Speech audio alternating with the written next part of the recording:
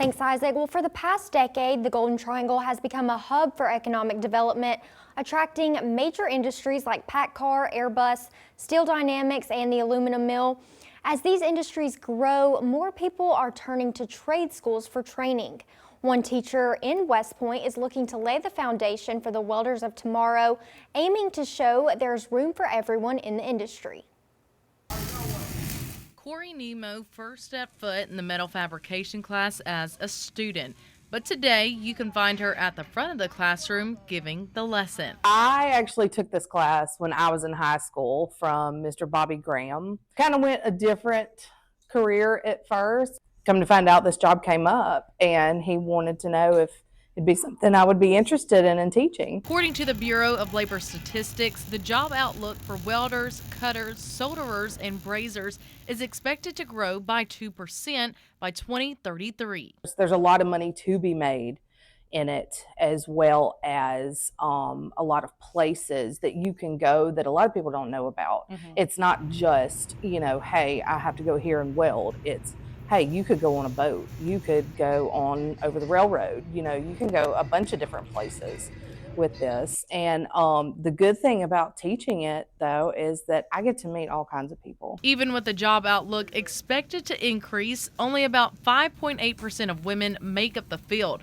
That's why students in West Point are looking to grow those numbers. I've always just kind of been interested in welding and putting things together. I want to go to a trade school. My grandfather, my uncle, a lot of my family members have been welders for a long time, and I just think it's really good to see my family succeed, and I just want to do that with them. Nemo says women are just what the industry needs. Unbeknownst to people, women make really, really good welders because they're so meticulous, and I try to encourage them to come because, they do wonderful, wonderful job out here in the shop.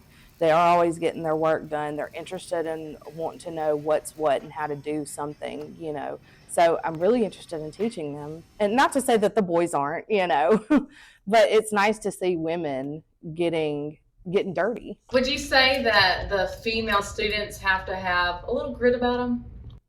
A little bit, yeah. I have a lot that would come in with, makeup and jewelry on, and that doesn't bother me. I don't care as long as you wear your PPE and and you do your projects. I don't care what you wear, just as long as you're safe. The girls say it's easy to have grit when you have a role model like Nemo. It's easy to see that females can have success in the welding industry, and also kind of showed the grit that you have to have, because you can, if you know Miss Nemo, she's got grit to her. She's not just an instructor, she's an instructor. She's a really good person.